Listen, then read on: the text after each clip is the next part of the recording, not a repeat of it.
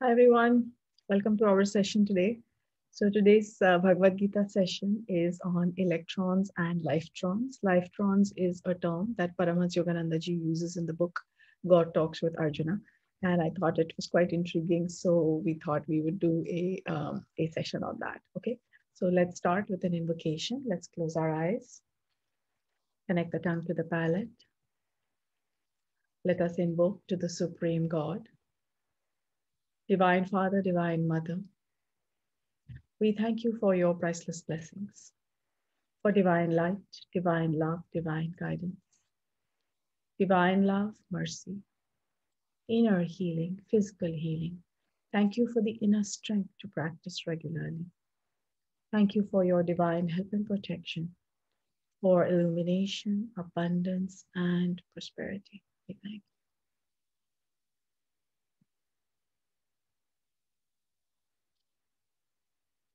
Let's do the session today as a soul. Let's do the soul affirmation. I am that I am. I am not the body. I am not the emotions. I am not the thoughts. I am the soul. I am a spiritual being of divine intelligence, divine love, and divine power. I am one with the higher soul. I am that I am. I am one with the divine spark within me. I am a child of God. I am connected with God.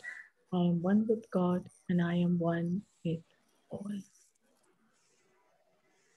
Let's be aware of the Krishna consciousness at the top of the crown. Let's be aware of the Supreme God. Let's be aware of the energy flowing in, yes, into our bodies. And when you yes. So we'll start with Super Brain Yoga. Super Brain Yoga is an exercise to help us balance our upper chakras and our lower chakras, which means that if you are very active, then it helps us to calm down. And if we are very, overthinking, then it helps to calm that down and move the energy down to the lower chakras. So I'll do the counting while Priya demonstrates. So connect the tongue to the palate. Please stand up. Keep your feet shoulder width apart, face east, and let's start. Inhale, go down, 1. Inhale, go down, 2. Inhale, go down, 3. Go down, 4, 5, 6, and let's be aware of the energy. Okay, so let's start. Okay, so today's topic, as we said, is electrons and lifetrons. So the reason why this is a part of the Bhagavad Gita is because what we're trying to do is understand the Bhagavad Gita from the energy point of view and not just as a text. So this is our session number 14, and it's a book study. It involves 2 books. One is God Talks with Arjuna by Paramhamsa Yogananda. Actually, it involves 2 authors. It's Paramhamsa Yogananda ji and, of course, Master Choa Kok Sui, and the many books that he has written on pranic healing. Okay. Okay. So what's an electron? So when I was preparing this presentation, I thought it'd be a good idea to see what an electron is. So as you can see here, there is this thing called the nucleus, and this is a proton, and there is a neutron. And around this nucleus, we have these elliptical orbits, if I may call them that, which have electrons in them. So these are what we are referring to as electrons. Now, this is again this is a picture of the structure of an atom. And as you're probably aware that the atom is quite microscopic. So let's understand what's the size of an electron. An electron is an elementary particle consisting of a negative charge of electricity equal to about 1.602 to the 10th negative 19, which basically means it's a fraction, Coulomb, and having a mass when at rest of 9.0109, which is very interesting. This number is very interesting. 9.01, I like the symmetry in this number. 10 to the 31st power kilogram, or 1 by 1/836 of a proton. Let's go back to the proton, okay? So the proton is whatever size, and the electron is 1 by 1/836. So about 2,000th of a proton. So really tiny. And this definition is from the Merriam-Webster dictionary. So the electron is a part that scientists have been able to see, are experimenting with. And what is wonderful is that Yogananda ji talks about this topic called the lifetron.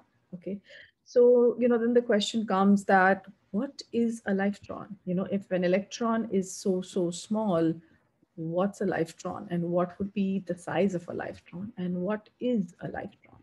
Okay, so um, next question is it visible? Is a lifetron visible? Now, I don't have the direct answers to this, but again, this is a book study, so the idea is to explore. So Paramhamsa basically says the life current is a mixture of consciousness and of electrons. So electrons, as we already saw, are very, very tiny beings, tiny entities. And along with the electron, we have something called consciousness.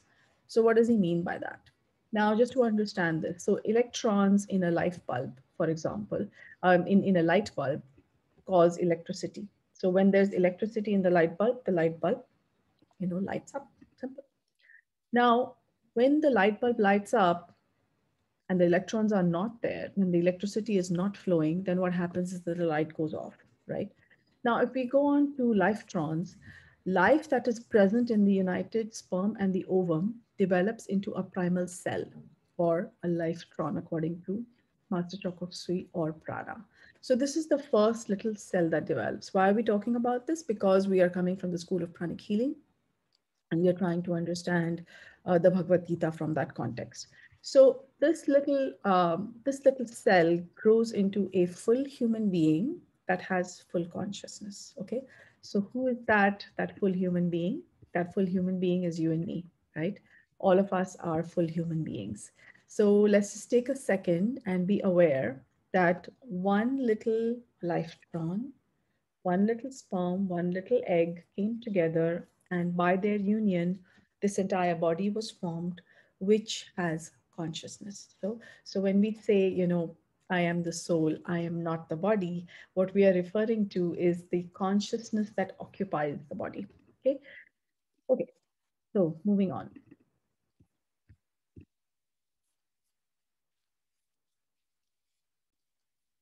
Okay. So electricity and electrons, the bulb lights up, and the question is, does the matter inside the bulb, does it actually evolve? Now, I know in some of my talks, I have talked about how, when I perceive matter, I perceive it as something that is also evolving. But obviously, it's not evolving at the same rate that we are evolving. So if we look at the lifetron or the human being, then that thing develops very, very fast and develops a lot of consciousness. The change is somewhat reversible. If it comes to a light bulb, the light is on, the light is off, the change is reversible. But when it comes to a human being or the fusion of the sperm and the egg, there are irreversible changes. The path is only forward. Okay.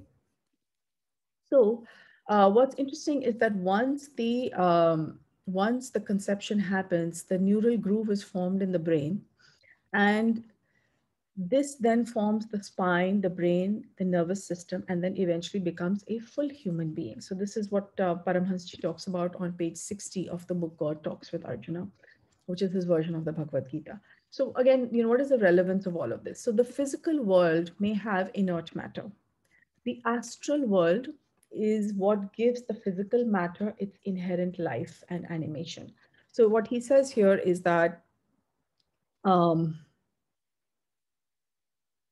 the creative life energy of the astral body descends into the physical body through 7 subtle centers in the spine and the brain, and remains concentrated in and expresses outwardly through these centers. So obviously he's talking about the chakras. Now, those of us in pranic healing, we know that there are more chakras. So are we to assume that Paramhamsa didn't know about the other chakras? Probably not true. He probably knew about them, but as we have understood, as Master Choa has explained to us, that when the great teachers come, they only reveal as much as they feel that the people that they're going to teach can understand. So they restrict what they're going to say, which is something that we also should also keep in mind when we are trying to talk to people about spirituality. So that's a reminder to me also. Okay, now the causal world is what we call the creative vibratory thoughts emanating from the consciousness of God. Now, what we are basically saying is that along with the physical body, we have the emotional body, and we have the mental body, and we have the causal body. The causal body is what stores all our lifetimes and is the one that is responsible for the karma that manifests. Okay. So when we are talking about consciousness, there are seven planes of there are seven planes, and through these seven planes is what consciousness involves itself into matter. So often we talk about evolution. Evolution is the way up. So it's the evolution up from sthula, kama, manas, buddhi, atma, anupadaka, and adi. But the first round is when consciousness involves itself into matter. Matter, the grossest matter is the sthula. So when we do pranic healing, for example, we are working on the physical body and we are working on the etheric body. Both of these come within the context of sthula.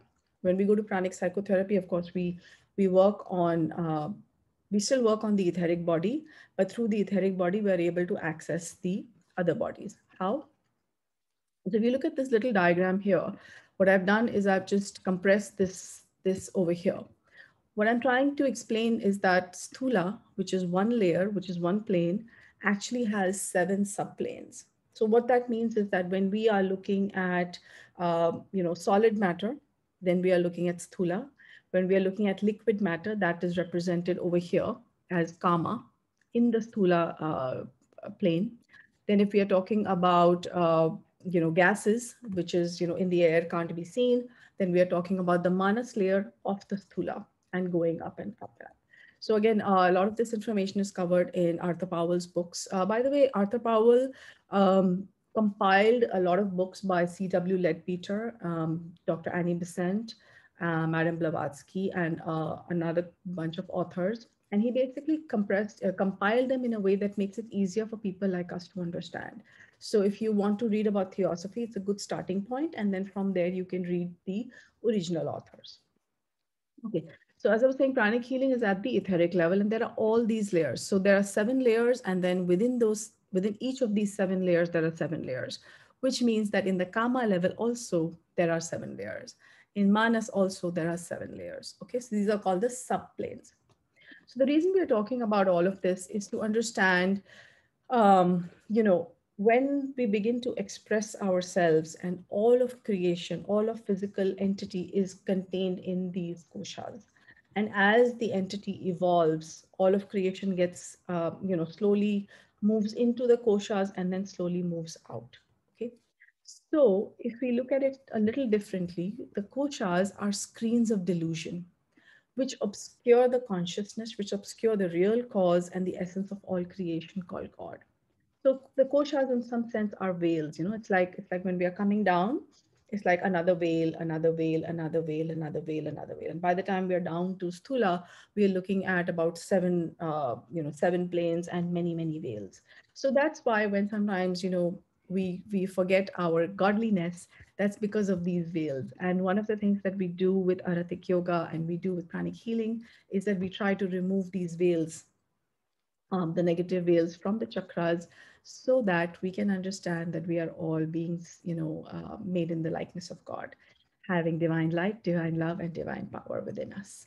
Okay, so let's take a few minutes and do some inner reflection. So this is the first shloka of the Bhagavad Gita. Dhritarashtra Uvacha Dharma Kshetre Kurukshetre Samaveta Yuyutsavaha Mamakam Pandavaschev Kim Kurvat O Sanjaya. What did my chakras do today? What did my chakras do in terms of overpowering the vices? So let's be aware of what we did from the morning today. Let's think through our day from the time we woke up, and then, just go hour by hour. Just be aware of how the day went. What did we do after we did? What are the thoughts that we had? What were the feelings that we had? How many times were we aware that we are the soul? How many times did we remind ourselves that we are the soul? And if in that process we find that there were some things that we did that we perhaps shouldn't have, or some things that we could do better, then let's just be aware of those things and change them. Okay, so let's visualize ourselves doing the right thing that would make our life better, that would improve the quantity, if we may say so, of divine light, divine love, and divine power within us. Small little things that we can change.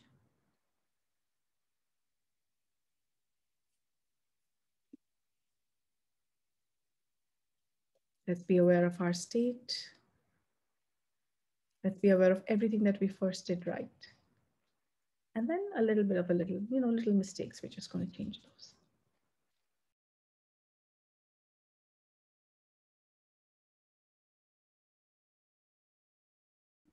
Mute. Let's be aware of our crown, our heart, and our hands. Let's bless the entire planet Earth, every person, every being, with whatever it is that we want for ourselves. So let's say we want prosperity. Let's bless the entire earth, every person, every being with prosperity. If we are looking for a good relationship, then let's bless every person who is looking for a good relationship also on the planet Earth with blessings so that they will get what they want. So, depending on what we want, let's take a few minutes to bless everyone on earth who wants that as well. And then let's bless our own wishes, our financial targets, our relationship targets, our health targets, and our spiritual targets. Let's be aware that we are beings of divine light, divine love, and divine power. And let us work towards increasing that aspect in us, which increases the godliness in us, which will eventually help us to reach the Krishna consciousness.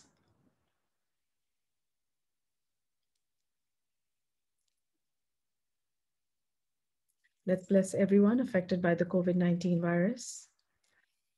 Let's also bless people who have asked for blessings, who are unwell, who are recovering. Let's bless our clients. Let's bless the people we work with. Let's bless our homes and our workplace.